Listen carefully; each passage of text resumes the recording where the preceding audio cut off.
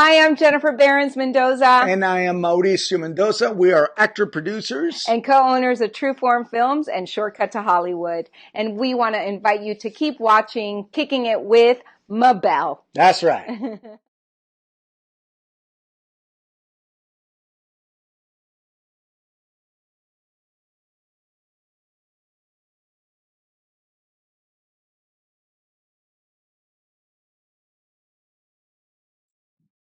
Joining us today is Mary Albert Turley, whose work with children, adolescents, and adults suffering with mental illness extends over 12 years.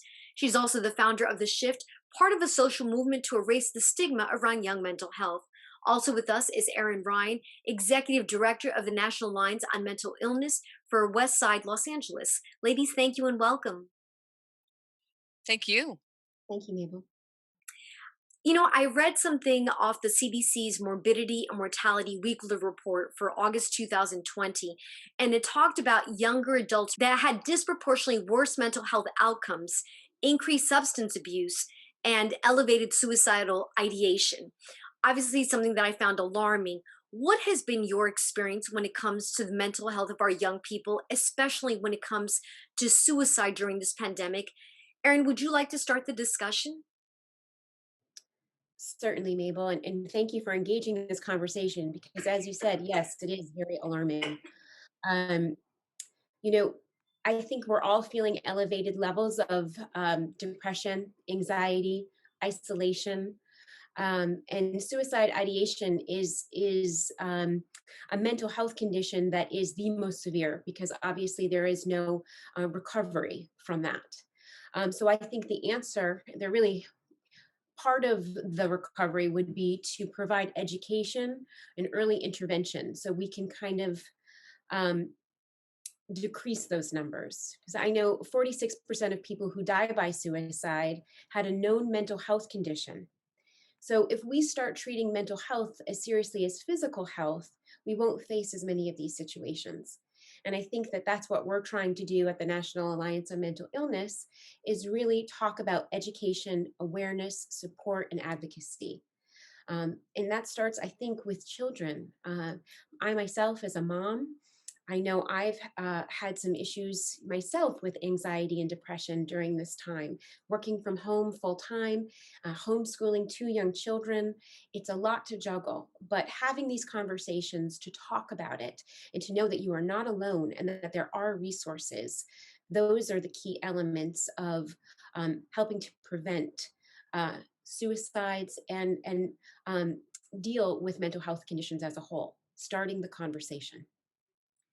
Mary, I know this is a subject that's near and dear to your heart as well. My understanding is that you actually came across, so you've had a background in social work and have worked with young people, but you came across a particular headline a few years ago that really caused you to take action. My understanding is that a 9-year-old had committed suicide. Can you share with us, what did that spark in you? Sure. So, even though I was a social worker, and I had former social worker of 12 years, I kept my eye on the statistics, and I was very scared when I was seeing the suicide rates go out. And when I heard this particular story, it broke my heart that this girl didn't feel like she had an option at 9 years old to talk to someone or get the help she needed, or maybe she tried and we didn't listen. But I really felt like I have my master's degree in this profession, even though I left it.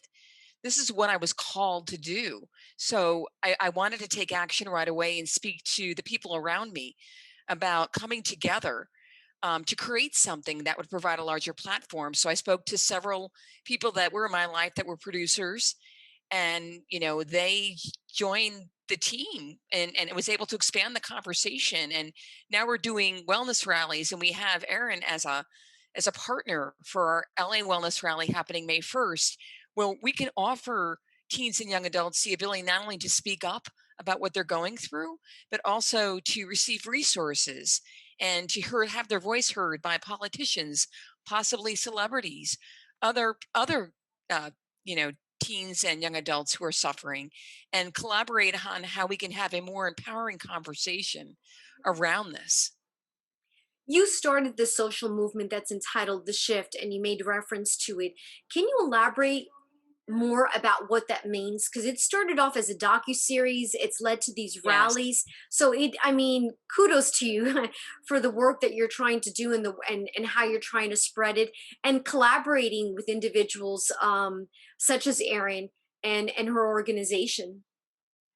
Yeah. So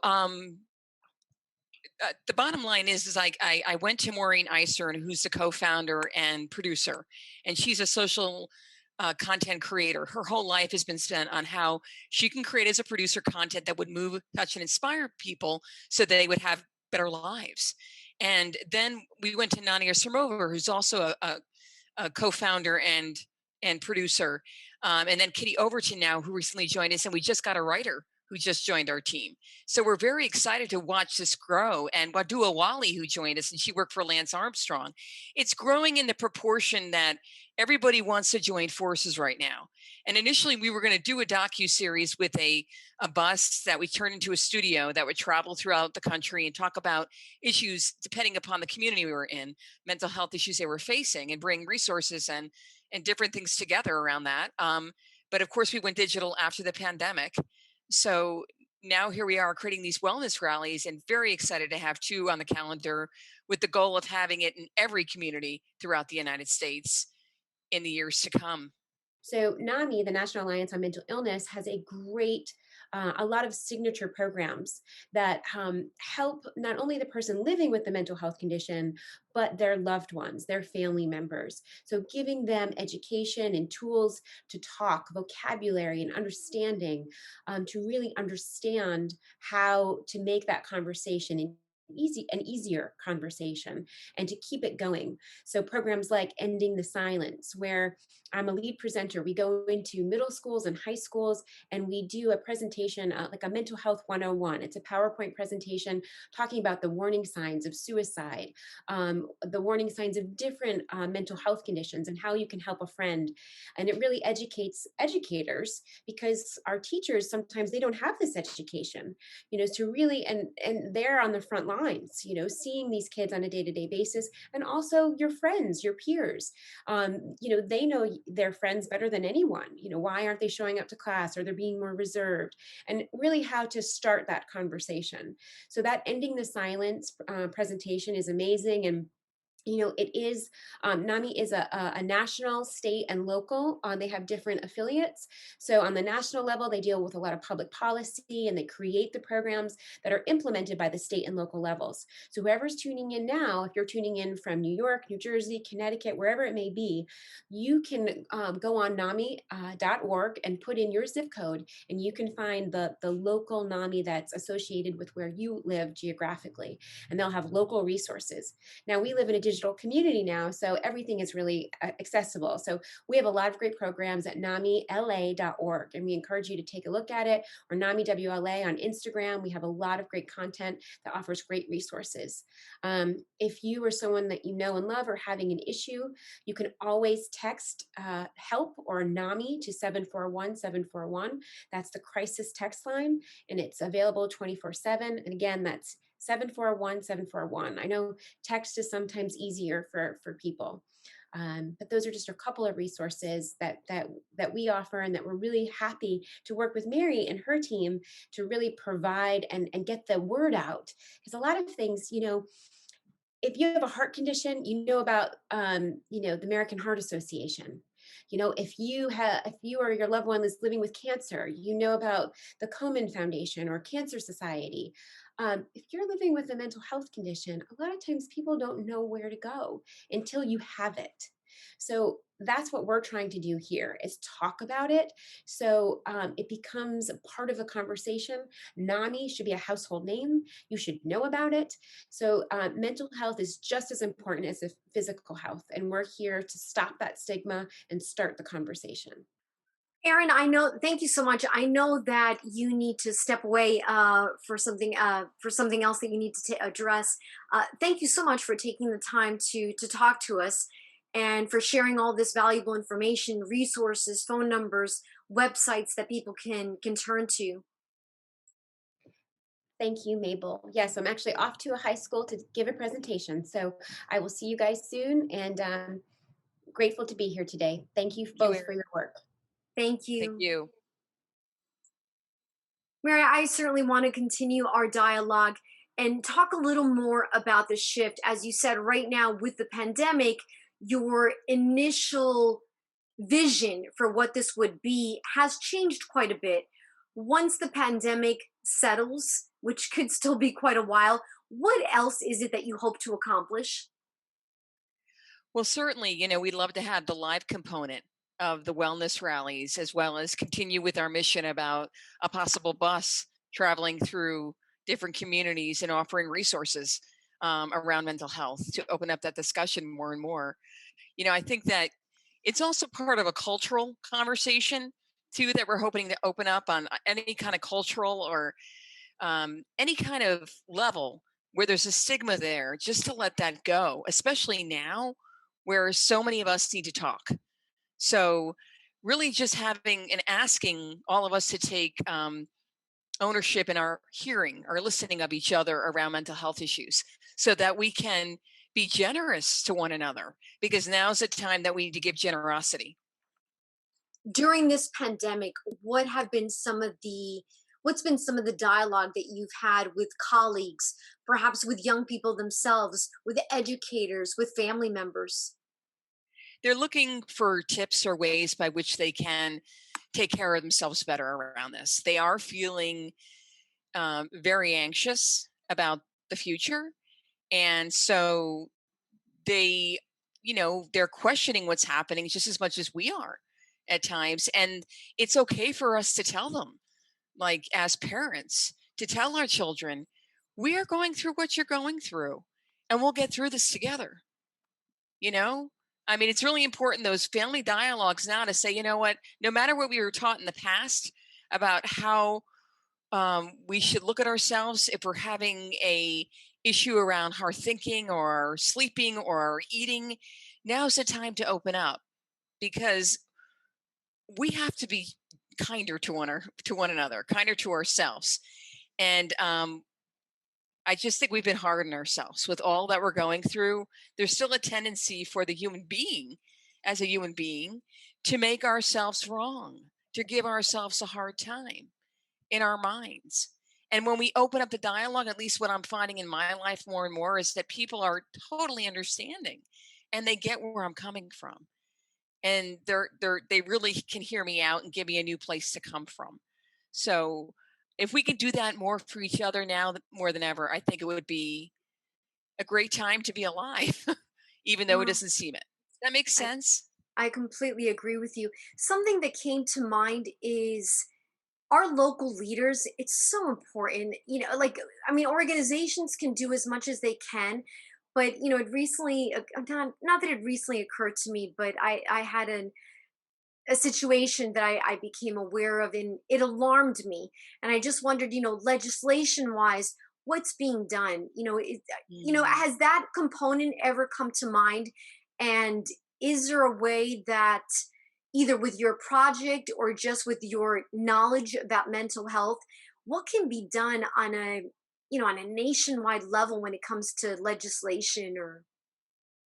I can't speak to specifics, but we are trying to bring it up to a higher level politically with these wellness rallies.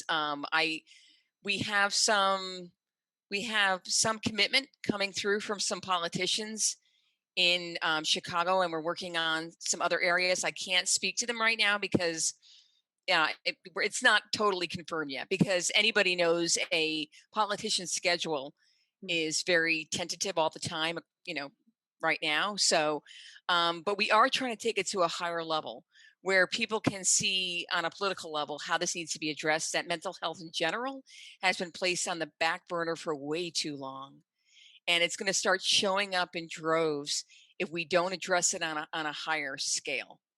And we'd like the wellness rallies to be a place by which people can go to feel and to think in a new way about themselves in regards to their mental health. For individuals that want to participate in these rallies, how can they? And because they are virtual, even though maybe taking place we're, well, let me say, even though the focus may be Chicago, since it is virtual, is it fair to say that pretty much anyone that has access to a computer will be able to, well, a computer or phone, an iPad, will be able to participate in some manner? Yeah, our goal is to reach as many people as possible. So I think if you go to our website, which is SHIFT, the show.com, and keep present to that. We're going to have things come on our Facebook too and our Instagram channel as well. And we're going to keep people alerted as they follow when these, I know our first one, of course, is April 17th in Chicago and May 1st in LA. But I stay tuned for various information by which you can partake in this. I know that when I went to the website, I saw that there are other opportunities to donate, to participate as a volunteer. Can you elaborate on that? Sure. I mean, we do have a donate button for those who would like to help with sponsorship for the wellness rallies. We're currently in, an outreach for that, and we are getting some good feedback. And anybody who wants to contribute or be a part, or, even, just join in some way, have your voice heard, please let us know. In terms of volunteer opportunities, what would that entail? So we have Kitty Overton, who is our lead content strategist. She's leading a group of interns right now of that age range who are learning and having discussions about mental health. They're trying out what's coming out first around the shift.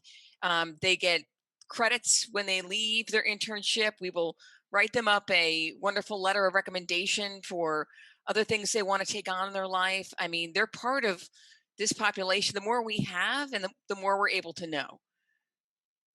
Part of your mission, I know, is to stop the stigma. A question that comes to mind is, what's a misconception when it comes to mental health? I think there's a lot of misconceptions about mental health. I think that many of us still feel like there's something wrong with us if we have a mental health crisis or experience that doesn't feel right. And so, we can either go into an isolation mode where we don't talk to anyone about it, or we can end up divulging too much information to people who aren't the safe people to talk to about it. Like, I know that when I was growing up, I would talk to people, and some people didn't want to hear it from me. They really just, they were done. And wasn't until I took the reins and got myself to a therapist to talk about it that I started to see where there's a big difference between your friends and a mental health worker. It doesn't mean you can't talk to your friends. It's just, it's really understanding, where is the most appropriate place for me to release what I'm going through so that I can get the help I need and feel like I'm safe. As someone who has the background that you do in working with young people, what are some of the concerns that you have, or maybe they're just the same concerns that you've had for the last several months? This pandemic is far from over. And we have this hybrid model. We have some parents that simply just don't want their children to be in school. So how do we move forward? What do we say to parents, to family members, to our educators? Because this is challenging. Not only is it challenging to learn in this environment, but not to have that social interaction. Oh, yeah, it's extremely challenging for all of us. I think that the first thing parents can do is to let their kids know they're going through it as well, and we're going to get through this together. I mean, I really think that's an important message, to have daily mental health check ins, with your child, just to say, I'm good, or no, I'm not good. I mean, just letting them know you're there for them, especially the adolescent range when they tend to want to go to their peers, just having a check in, knowing where your child is, you know, watching their intake of food. Are they sleeping the same? Are they eating the same? Are they giving things away? I mean, it's a time where you want to keep an eye on your child. Well, what comes to mind is most of us tend to be concerned about adolescents just because they're going through so many changes to begin with. Completely. Sometimes a new school, they're starting to date, they're Right. making new friends, they're going through physical changes, and Sure. now on top of this we have a pandemic. Yeah, it's over the top, and I get that. It's been over the top for a lot of people. But I've seen this irresponsibility, at least on my part, to have not addressed this sooner. Like, why did it take me so long to get into action around the shift? It's like this has been happening for years, where there's been a disintegration of our ability to communicate around mental health and giving ourselves a break. In fact, we've gotten harder on ourselves. Instead of recognizing the signs and symptoms in another, we will tend to push them away or label them as the problem. And I know because I'm just as guilty. And it's like, no, it's almost like enough is enough. We have to start being good to each other around this subject matter. On a much lighthearted note, you had mentioned as part of some of your collaborators, there have been some celebrities that have wanted to get involved. Are there any that you can mention? Well, I know in our shift starters, which was our summer series on Instagram, we had Brenda Banda. She's on Gentrified, I believe. She came on and she spoke to one of our adolescents. Actually, Adrienne Finch, who's been our host for most of the part of those, and she had a great conversation about family, about her children, about her own stress, her own anxiety levels, and we also had oh gosh, Fernanda Kelly. And she's also someone who's been in the spotlight for many different things for being an actress. And she opened up so vulnerably about her own journey and being able to talk about, therapy and getting help around it. And just them sharing their journeys with us made a big difference to the audience because not only they want to follow it more, but they got, wow, I really get this is just all part of the process of being a human being. I think you don't feel so alone. And I think that's what often happens. And I don't want to say, we've all experienced it in some manner, but I think we do. I think as human beings, we all have a moment where we feel slightly overwhelmed, where we don't feel quite in alignment. And sometimes you really feel like you're completely by yourself. Yeah. And being able to talk, whether it's to a medical professional or being able sometimes to just talk to a friend and be able to vent or just have someone listen, sometimes that brings some comfort. And then to have somebody share with you that they're experiencing something similar, it's Yes. almost like this load is lifted, and you feel like you're okay. You really do. I've had a bit of a week myself. And I spoke to some friends yesterday, and one just basically got me. She said, I was in your same shoes about a month ago. And that just made me feel just so taken care of, just having her open up and share with me that way. No, I And completely agree with you. yeah, and these conversations need to be had moment by moment and more often than not, you This know? is something obviously an ongoing issue. Where do you see taking the shift?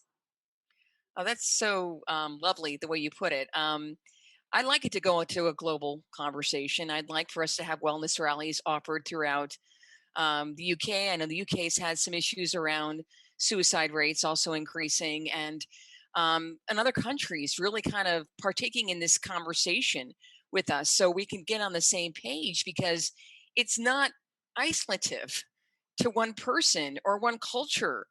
It's a universal conversation as being a human being to take care of ourselves and to open up about our mental health and to give ourselves resources and to honestly when I hear someone else go through something, if I say no to that or if I resist that conversation, all that indicates is that it's made me uncomfortable because I haven't looked at myself.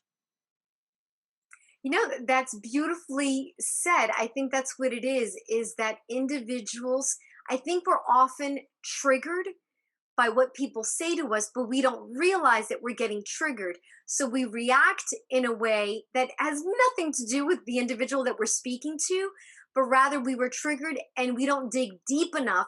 This is just my humble opinion, Oh, I but I agree with don't you think we dig 100%. deep enough. But in fact, there's something there that we just haven't, Looked at. yeah, we haven't peeled it apart.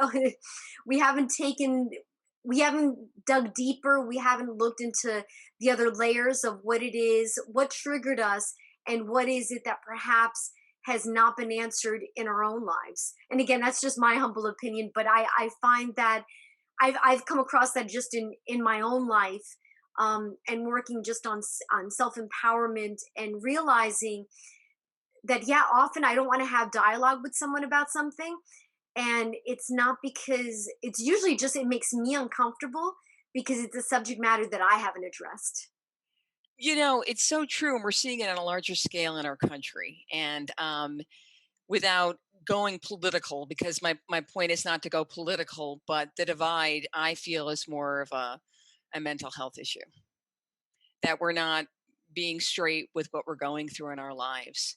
And that just keeps us in a secret, and it keeps us justified in whatever we're feeling. And the more we make others wrong, the more we're needing to be right, then the more that we see this separation ensue. So through the conversations that we're hoping to generate with the Shift Wellness rallies, um, we want us to all see that we are really the same. We're all just reacting. And when we react, all we do is tend to isolate. And when we converse and share, we tend to come together. The docu-series element of this right now isn't occurring because of the pandemic, but is that essentially what you'd like to do as another a component of this? Eventually we have to see where we are after the pandemic, because like had referred to earlier, that could take a while.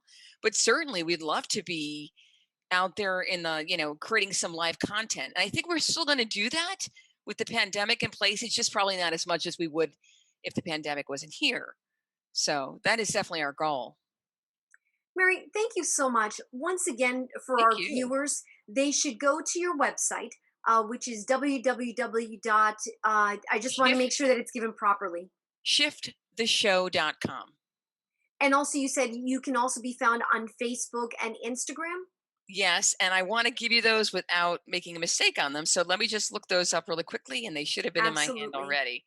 So I will look those up for you. Yeah, I just want to make sure that we provide the Of proper course. resources. I don't want to give the wrong name or anything. Of course. So it is, I'm so sorry, at the shift underscore series. So And at that, the shift underscore series. right, that's our Instagram and our Facebook. So you can go to all of that and just check us out. Oh, Mary, thank you so much. I'm so glad that I was able to speak to both you and Aaron, and just the valuable resources that you shared with us, the dialogue that you opened up. I hope that our viewers, even if it's just one comment that they took away or the phone number that was provided, just some element of the discussion or something that it may motivate them or inspire them to talk to a loved one or a friend that they're concerned about or a colleague. So I'm in complete agreement with you, and count on me, because I think it is really important that we continue having a dialogue. Completely. And thank you so much, Mabel, for the opportunity to come on and talk to you about it. I really appreciate it.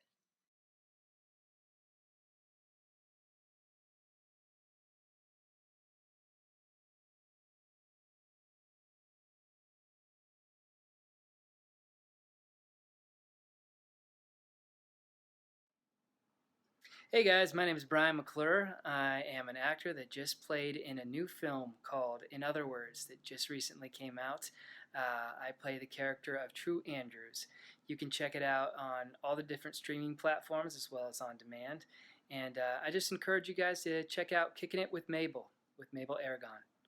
Take care, guys.